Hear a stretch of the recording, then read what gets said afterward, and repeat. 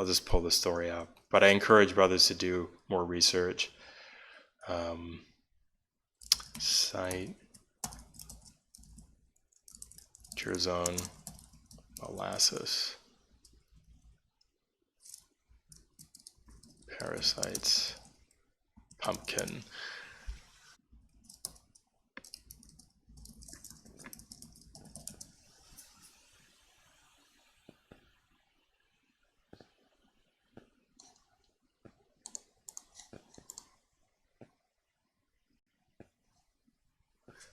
This story is from Curzon. The title of the post is Old Time Remedy for Large Tapeworms, Weird but True.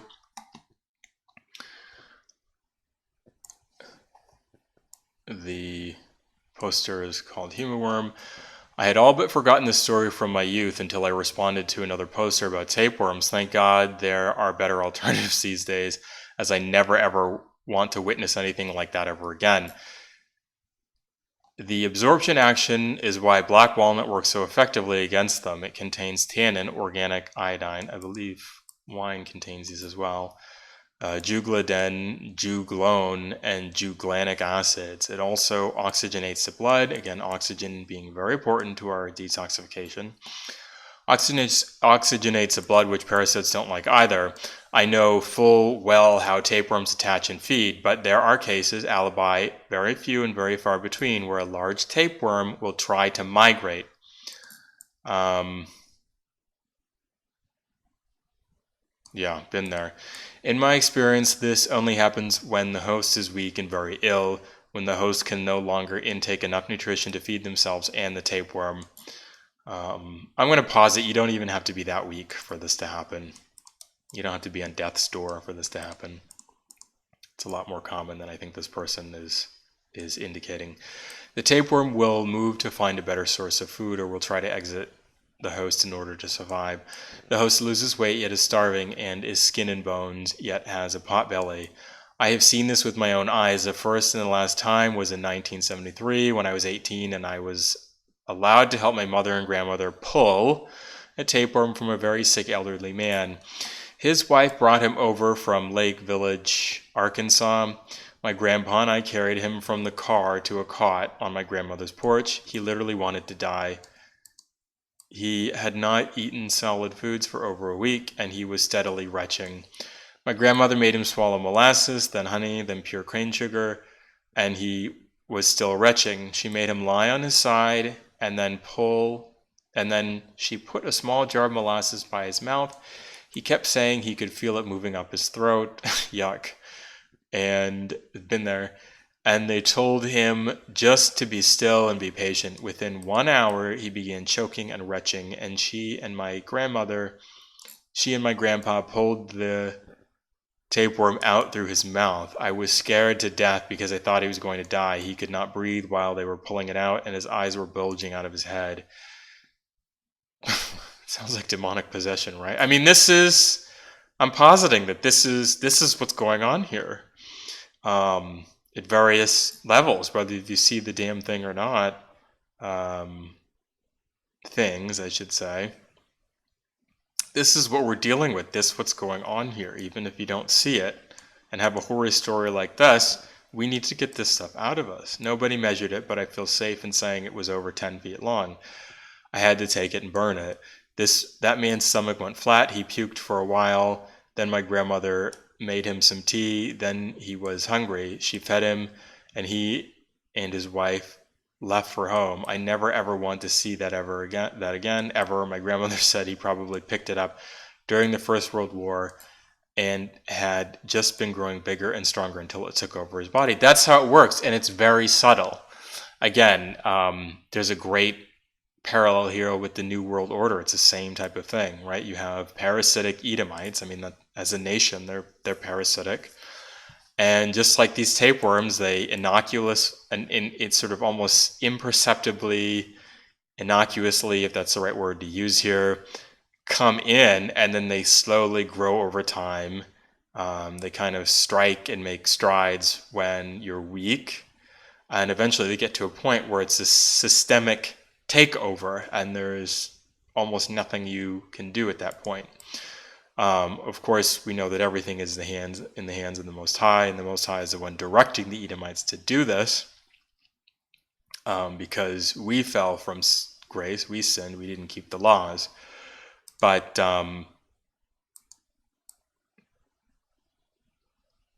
the wisdom of the Most High there's many levels to it. It's manifold. And there's no new thing under the sun. I don't always give the correct advice to folks, but I have my reasons behind what advice I do give. Right. So, in this case, and I'm going to say this is really everyone, if you have, a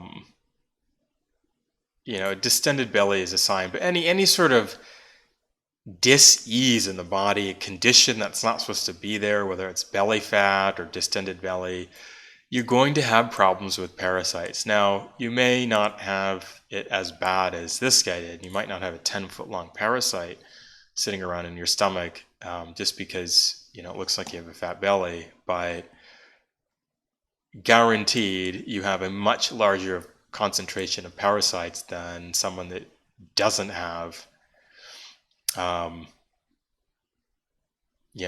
distended belly, in, we'll say, most cases, but not in all cases.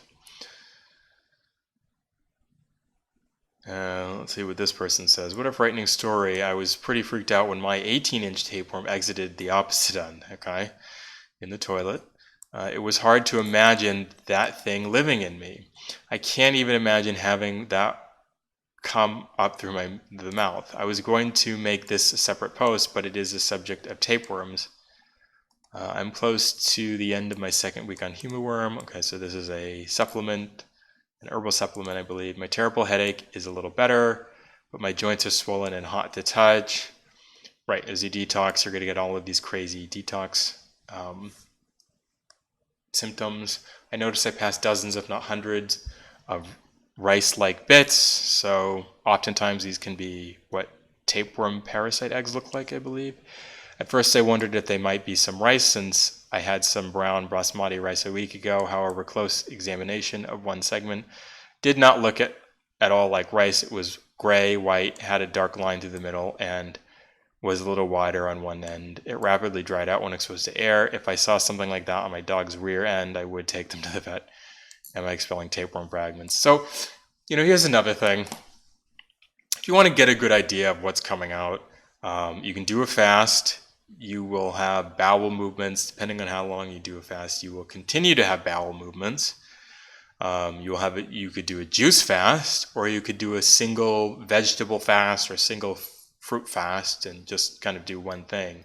And then you will know, you'll have a better idea of what's coming out of you, and there will be no doubt in your mind that you're confusing it with food. There reaches a certain points in the cleanse where,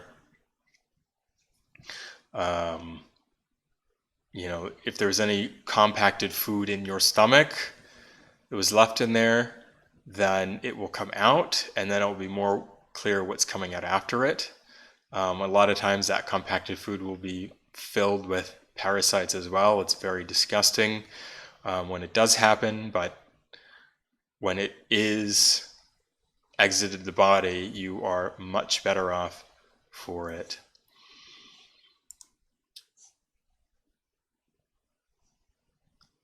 So again, not to get too far off topic, but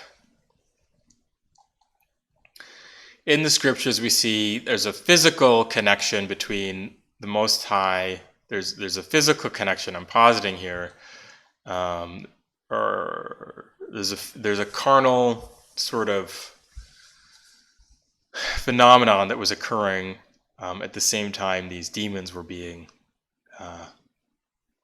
or devils were being exorcised. And what I'm saying is that's parasites. These are a couple examples.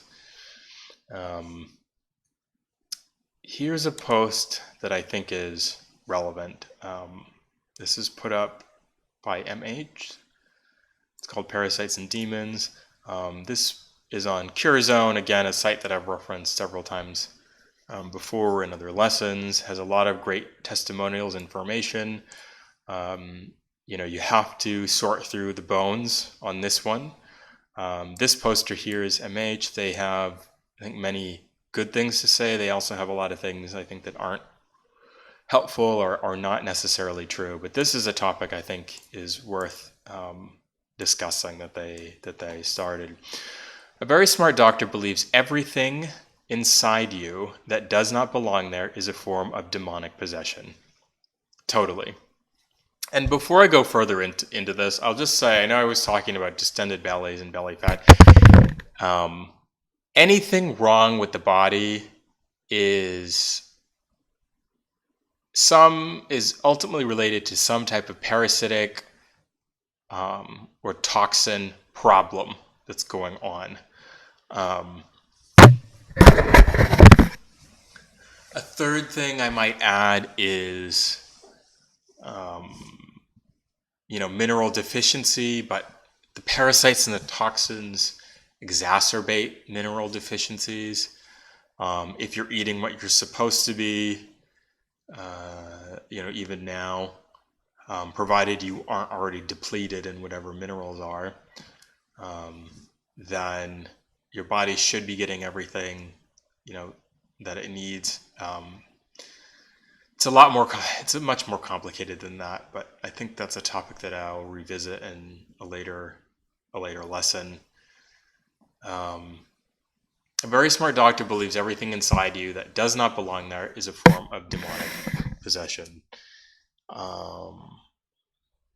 Totally. So from distended bellies all the way to things like just bad breath or, having a white coating on your tongue, these are all symptoms of a overload of parasites and toxins. The body can handle and deal with just about anything on its own, provided it's healthy. If it's not healthy, you're going to get these symptoms. In such things as parasites are eating you, pooping in you, and releasing hormones seeking to control you. Totally. Demonic possession.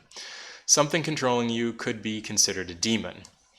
Right. Many scientists today believe parasites control animals and humans are no different. I'm going to have to just clean up the language here as I read it. Everyone knows humans can easily be controlled by way of education, peer pressure, and the hypnotist. The hypnotist proves they can take a human body and 100% control it. Some evil governments take that to extreme and turn kids, women, adults into bombers. Once the body has been taken, the bad person uses it for bad intentions. Again, evil government, people like to say governments or mankind or people. The core of all of this, it's not governments, it's not mankind, it's not people. It's Edomites that are the root in this world that we live in right now. Esau is the end of the world and Jacob is the beginning of it that followeth. Esau is the problem here. The Edomites are the problem. People like to be vague. Oh, it's mankind is destroying the earth. No, the core of it is Edomite. Next paragraph. Worms, parasites outnumber you by the hundreds of thousands, millions inside the body. Every living parasite is pooping and seeking to control the environment so it can live. Right. Chemical secretions that are controlling or influencing your behaviors, at least. Parasites are always at war with other endless parasites. The human body only supplies X amount of food, and the parasites depend on how well they control their food source. I mean, gosh, if this statement here doesn't have manifold meaning that you can derive for it, parasites at war with other parasites, again, it's describing the Edomites perfectly. World War I, World War II, and soon to be World War III. Same thing going on. This is endless proof demons can be removed instantly, so those demons would not be the physical parasite. Okay.